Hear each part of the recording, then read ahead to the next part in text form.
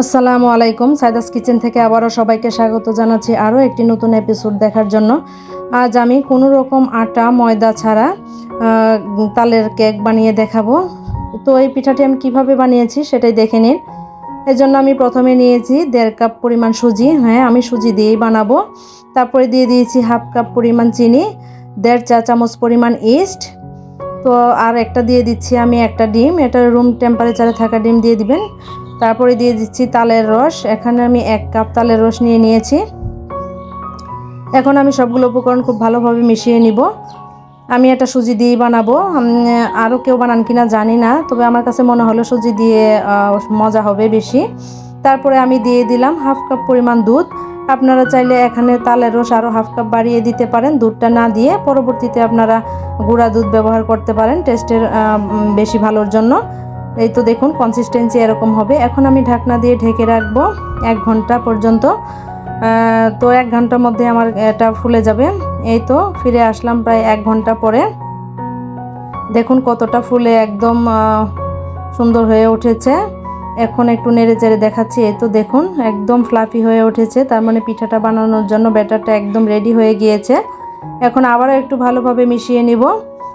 যদি তালের রস 1/2 কাপ ব্যবহার করেন তাহলে আর লিকুইড দুধটা দিবেন না, এই পর্যায়ে গুঁড়া দুধ দিয়ে দিবেন, স্বাদ আরও বেড়ে যাবে।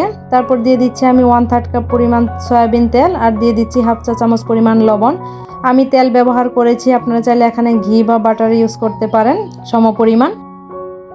তাও আবারও আমি ভালোভাবে মিশিয়ে নিচ্ছি। নিয়ে আমি একটা সাইডে রেখে দিয়ে আমি একটা কেক মোল্ড নিয়েছি।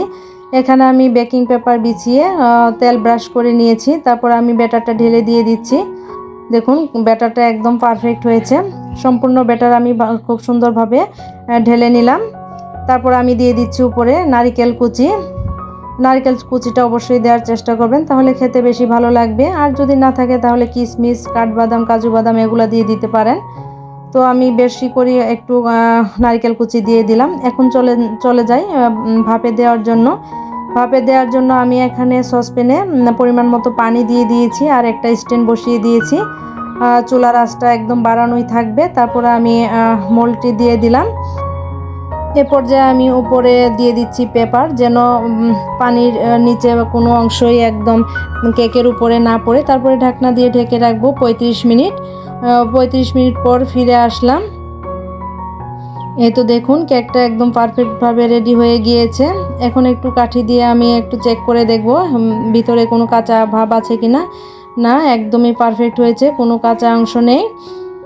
এখন কেকটা নামিয়ে ঠান্ডা করে তারপরে ফিরে আসলাম। এই তো দেখুন কতটা সুন্দর হয়েছে। এখন আমি চারপাশে নাইফ দিয়ে একটু ছাড়িয়ে নিচ্ছি, তাহলে আমার ঢেলে নিতে সুবিধা হবে। এখন আমি একটা প্লেটে ঢেলে নিচ্ছি। দেখুন কতটা সুন্দর হয়েছে পিঠাটি দেখতে, মাশাআল্লাহ।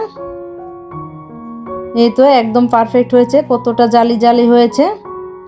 এখন আমি কেটে শেয়ার করছি, আপনারা আপনাদের পছন্দ মতোই কেটে নেবেন।